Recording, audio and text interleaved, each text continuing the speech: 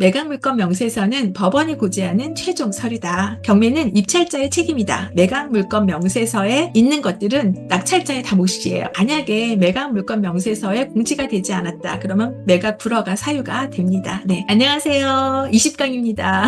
입찰 과정에서 주의해야 할 점을 따로 정리를 했습니다.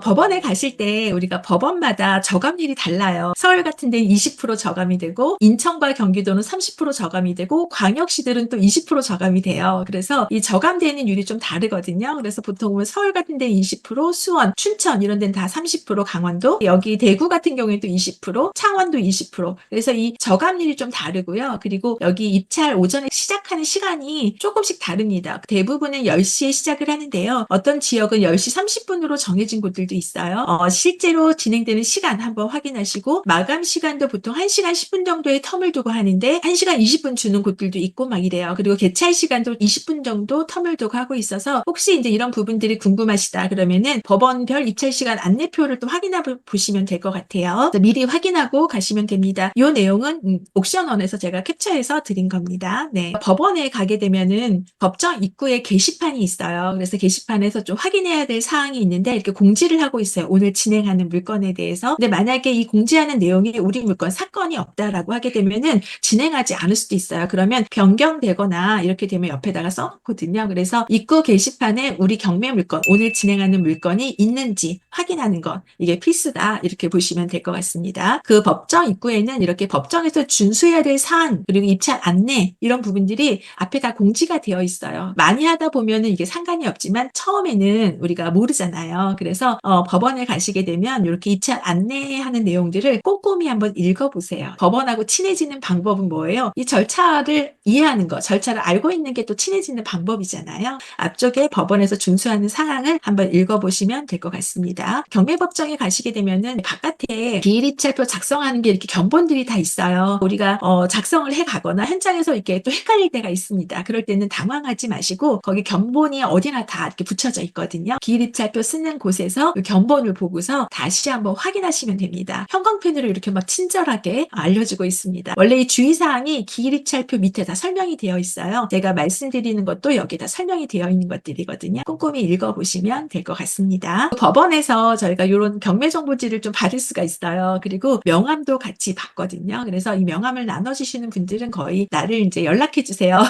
제가 대출 중개해드릴게요. 라고 이제 저한테 명함을 주시는 거니까 이런 분들, 대출 명함을 주시는 분들한테 저희가 전화를 해서 상품에 대해서 물어보시면 됩니다. 전화를 일일이 하기 어렵잖아요. 그럼 어떻게 하면 되냐면 문자로 적습니다. 경매사건 번호, 감정가 얼마, 입찰 예정가 얼마 해서 이 물건의 대출 가능 금액이 얼마인지 이율과 함께 좀 알려주세요. 라고 해서 문자를 한 10군데 넣잖아요. 그러면은 한두 군데가 답이 옵니다. 그럼 입찰하기 전에 한번 물어보시고 낙찰이 되고 나서는 제가 낙찰된 사람이면 나오잖아요. 그럼 나오는 법정 입구에서 벌써 전화번호를 물어보시는 분들이 많아요. 그럼 제가 제 전화번호 뭐뭐예요 라고 하면 벌써 그 주변에 있는 대출중개사님들이 제 번호를 다 따요. 그래서 한 오후 되면은 대출 상품을 저한테 보내줍니다. 네, 이 부분은 저희가 명함을 좀 갖고 오시고 그리고 지역마다 대출중개사님들이 좀 다르거든요. 내가 어떤 특정 지역에 가서 거기서 대출을 받아야 된다 그러면 거기 법원에서 이제 주시는 명함을 저희가 받아서 연락해서 물어보면 되십니다. 여기 옥션원이라든가 이런 지지옥션 경매정보지 보잖아요. 여기 안에 잘 보면 사건에 대해서도 나와 있고 약간 무료 이용권 이런 것도 가끔 들어있기도 해요. 그래서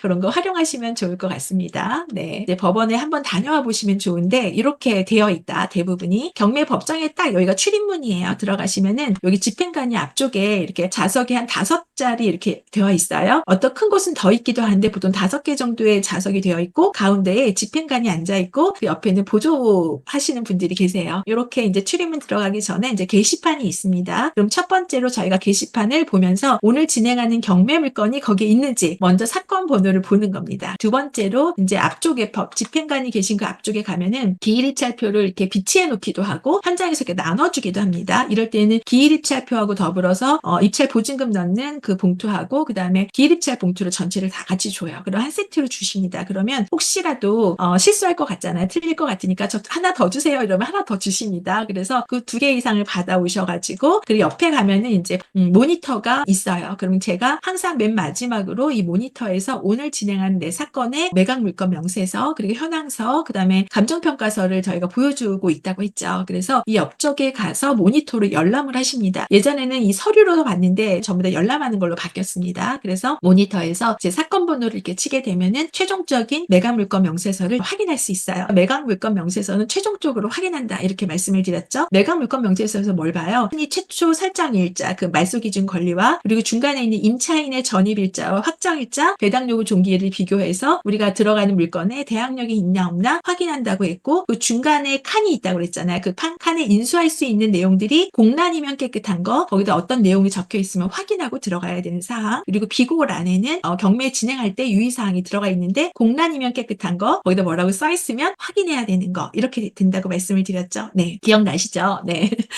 그럼 저희가 이제 옆에 가서 그 받아온 기일 입찰표하고 봉투에 작성을 하시면 됩니다. 작성하시고, 그리고 이제 이 마감 시간이 보통 11시 10분이다 그러면은 그 전에 제출을 하면 됩니다. 제출하기 전에 다시 한번 서류 내용들 확인하시고, 권리 분석한 거, 임차인 분석한 거 문제 없나 다시 한번 또 확인하시고, 기일 입찰표에 공을 하나 더 썼나 안 썼나, 도장을 잘 찍었나 안 찍었나, 그런 부분들을 확인하고 들어가시면 됩니다. 그 황색 봉투 서류에는 이렇게 딱 접은 다음에 호치켓으로 찍으라고 되어 있거든요. 그 안에 적혀 있는 대로 호치켓을 꽉 찍어서 같이 제출을 하는 겁니다. 경매법정에 들어갈 때 게시판 기일입찰표 받고 매각물건 명세서 열람을 하고 작성을 해서 다시 확인하고 제출한다. 네, 이렇게 경매법정에서 진행이 됩니다. 경매는 입찰자가 혼자 감당을 해야 돼요. 저희가 누구한테 의논할 수가 없어요. 입찰가를 의논할 수도 없고, 경매를 통해서 수익을 좀 얻고 싶다 그러면 좀 성실하게 입찰하고 낙찰받는 과정을 반복할 수밖에 없습니다. 그래서 경매인들이 굉장히 성실하기도 하고, 네.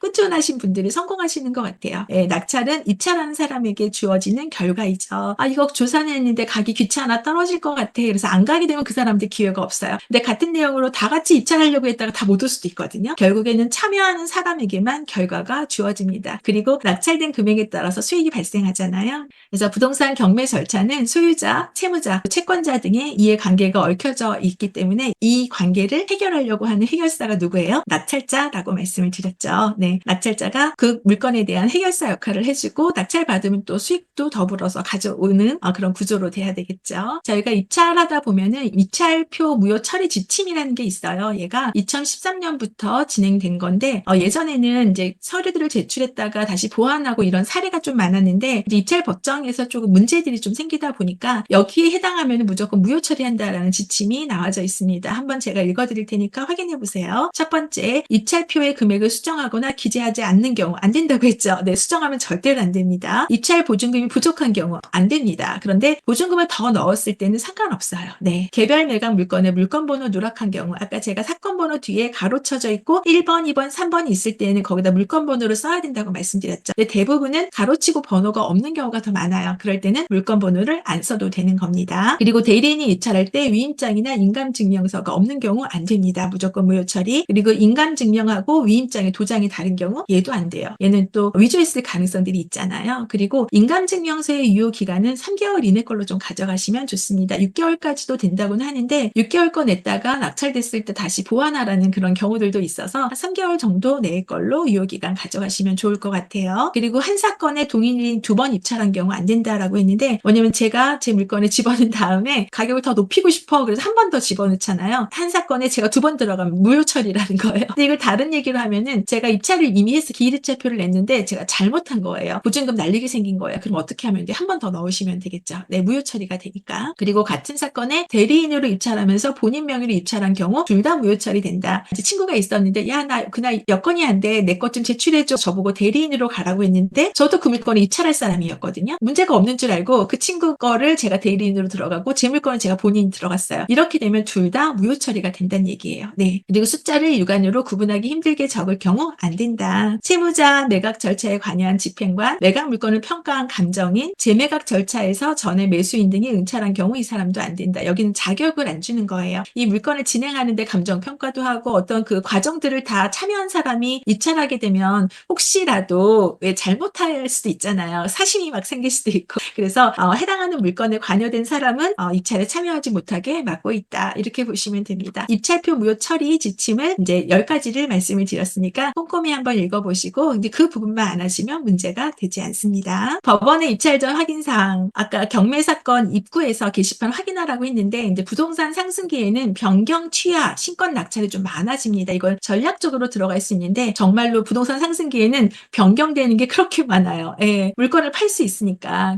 물건이 오늘 진행한다고 알고 갔는데도 당일날 취하되기도 하고 당일날 변경되기도 하거든요. 그래서 항상 입찰하기 전에는 게시판에 오늘 진행하는 물건이 있는지 내 번호가 있는지 확인하고 혹시 변경 취하가 됐다 그러면 저희 입찰하면 안 돼요. 그리고 법원에서 제공하는 매각 물건 명세서는 최종적으로 열람을 해야 된다. 네. 꼭 확인하세요. 네. 기일 입찰표 작성 내용 재검토하고 입찰 금액과 보증금 재확인한다. 네. 변경이라는 거는 절차상의 하자가 발견되면 변경할 수도 있고 채권자가 요청해서 변경이 되는 경우들도 많아요. 그리고 취소는 남은 금액이 없을 때, 취하라는 거는 돈을 갚을 때 취하라고 하고 각하라는 거는 경매 신청 절차의 형식이 잘못됐을 때, 기각이라는 거는 경매 신청 내용이 해당하지 않는다라고 할 때 기각이 되는 거예요. 그래서 경매 사건 하다 보면은 변경, 취소, 취하, 각하, 기각이라는 말이 나오는데 그냥 경매가 진행되지 않는다. 이렇게 통틀어서 보시면 됩니다. 네, 그래서 이게 무슨 뜻이야? 라고 생각하시지 말고 경매가 진행되지 않는구나. 이렇게 정리하시면 될 것 같습니다. 저희는 매각 물건 명세서 비고란을 꼭 체크해야 됩니다. 거기 비고란에 어떤 다른 사항들이 있으면은 저희가 확인하고 들어가야 된다고 했잖아요. 그래서 일괄 매각, 지분 매각, 특별 매각 조건 있음 이런 것들 비고란에 적어주고요. 그다음에 공유자 우선 매수 신고 제한 조건 있음. 결국에는 공유자 우선 매수 신고하게 되면 이 사람이 만약에 신고하면 저희가 낙찰을 받아도 그 사람한테 권리를 줘야 되고 막 이런 게 있거든요. 그래서 제시외 건물이 포함됐다. 이런 거는 실제 위반 건축물이 아닌가 이런 것도 확인해야 되거든요. 그리고 매각 목적물에서 제외되는 미등기 건물이 포함되는 경우. 그래서 뭔가 좀 복잡한 내용이 있으면 일단 얘를 확인하기 전에는 입찰 절대 금지입니다. 위와 같은 경우 이제 매각 물건 명세서의 비고란에 적어주고 있으니까 이 내용을 꼭 확인하고 입찰해야 된다. 이렇게 정리하시면 될 것 같습니다. 네. 그리고 이제 혹시라도 낙찰을 잘못 받아서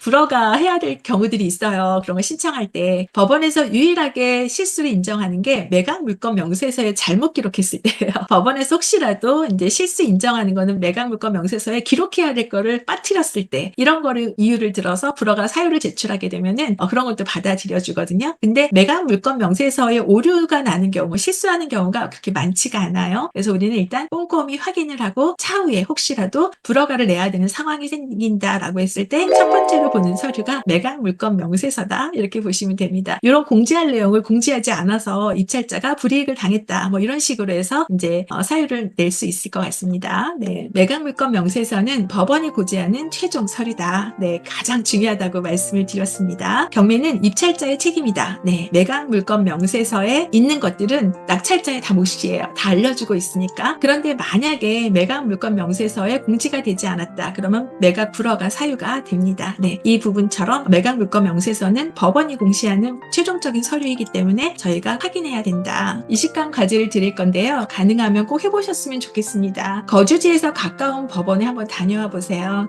법원이 아무래도 우리가 이제 접하기 좀 어려운 곳이잖아요. 그리고 딱딱할 것 같은데 실제로 법원에 가보면요. 굉장히 어수선하고 사람들 막 이렇게 입찰에 참여한 사람들이 모이고 그리고 대출 중개사들이 모이고 물건과 관계된 사람들이 모여서 진행되는 동안에는 차분하다라고 하는데 제가 생각한 법정보다는 굉장히 담이 좀 낮은 느낌이 좀 들었어요. 그런데 가기 전에는 되게 어색하고 조금 약간 긴장을 했었는데 실제로 법원을 한번 다녀온 다음에 이 경매 물건 보는 거는 훨씬 수월했던 것 같습니다. 그래서 가능하면 현재 거주하고 있는 지역과 가까운 아니면 직장에서 가까운 그래서 점심시간을 이용해서 가셔도 되고요. 이제 쉬는 날이 있으면은 법원에 한번 다녀와 보시고 그리고 가능하면 법원이 맨날 법정이 열리는 게 아니라서 법정이 열릴 때 그때 가서 한번 보시게 되면은 좀 도움이 되실 것 같습니다. 그리고 대출도 우리 알아봐야 되잖아요. 그럼 명함도 좀 받아오시고 그렇게 해보셨으면 좋겠습니다. 네. 파트 7에서는 입찰과 관련된 내용을 했습니다. 가장 중요한 입찰가 산정하는 방법을 소개해 드렸는데요. 이건 좀 연습을 좀 많이 해보셔야 돼서 차후에 모의 입찰을 이렇게 연습해 보시면 좀 도움이 많이 되거든요.